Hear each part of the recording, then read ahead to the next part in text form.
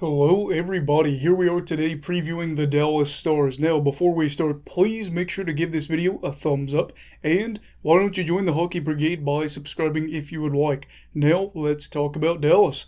So, the Stars missed out on the playoffs last year and they finished 5th in their division, but it kind of just got me thinking about what is Dallas's future, and for me it's kind of muddy or murky. It's a little weird. Now, they've definitely got good players on the roster, but I do think that they could be in a bad spot. And they could, maybe missing the playoffs next year could be a sign of what's to come. But if they want to do that, not miss the playoffs, but avoid that, they're going to need Tyler Seguin to be healthy. Last year, Seguin only played 3 games. And I do think had he been in the lineup, they probably would have made the final spot over Nashville. Tough to say, but I do think they would have.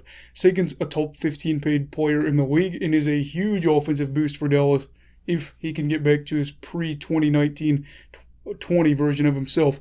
And in the Central, they'll need any help that they can get. And considering Seguin will at least be their second-line center to start off the year, who knows, might get him on the first once he's feeling good, all that stuff like that. He'll play a big role in Dallas's playoff push if they are to have one. Now, since Seguin's come over to Dallas from Boston, they've made the playoffs 4 out of 7 seasons he's been there, so you do realistically expect him to be in the playoffs with Seguin. And if you want to exclude last year, because he only played 3 games, it's 4 times in 6 seasons. But luckily for the Stars, Seguin's consistently playing for them, as in fact he had a 4-year stretch with Dallas where he didn't miss a single game.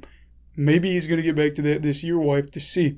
Assuming he's in the lineup every night, you'd expect the playoffs odds to be a little better than they were last year. Another player that comes to mind for Dallas in terms of turning things back around and getting back to the playoffs is Miro Heiskanen.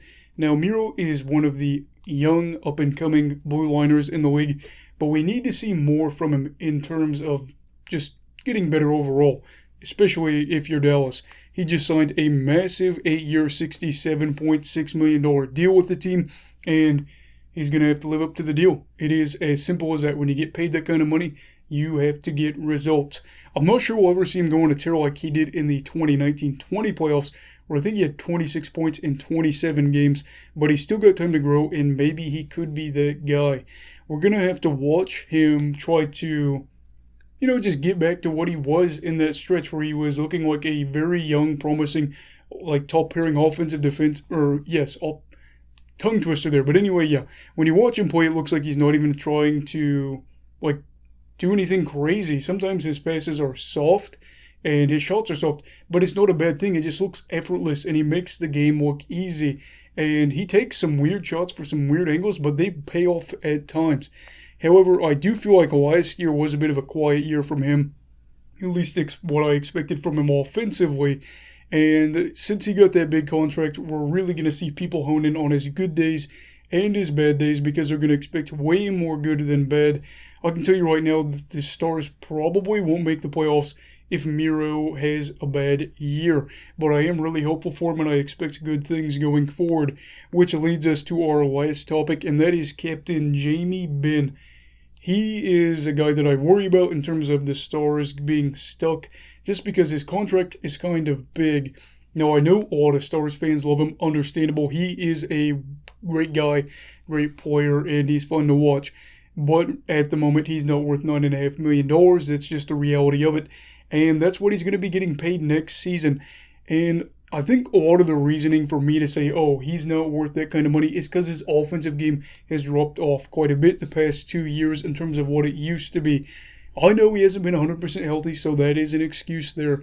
And I think that's not a bad excuse, but the reality is he is 32, and you expect him to really be a beacon of youth and health going forward, especially considering the fact that he has played nearly 900 games in the NHL. I don't. Maybe you do, and maybe he will, but I don't really know about that. I want to reiterate, yes, he is a likable player, but if this is the new version of Ben for the Stars, and they are going to have an issue here because they're going to be in a tighter financial situation, and they're not going to be getting nearly as much out of him as they were in his prime days. Now, Ben's play will definitely have an impact on this team one way or the other. Now we're just going to have to see what that is. Is it going to be a good thing, bad thing? I think he'll still provide positive value, but probably not worth $9.5 million. Now, do I think this team will make the playoffs. I don't know. I'm not sure. I think that they could be in a bad spot here because they've got some older players on the roster, and they are heading into a season with the third oldest roster in the league in terms of average age. And a lot of those players are playing in key positions for Dallas, and a big thing that comes to mind here is their goalie situation. Now, they do have a younger goalie in Jake Ottinger, but Holtby, I don't know what to think of him and what's going on there.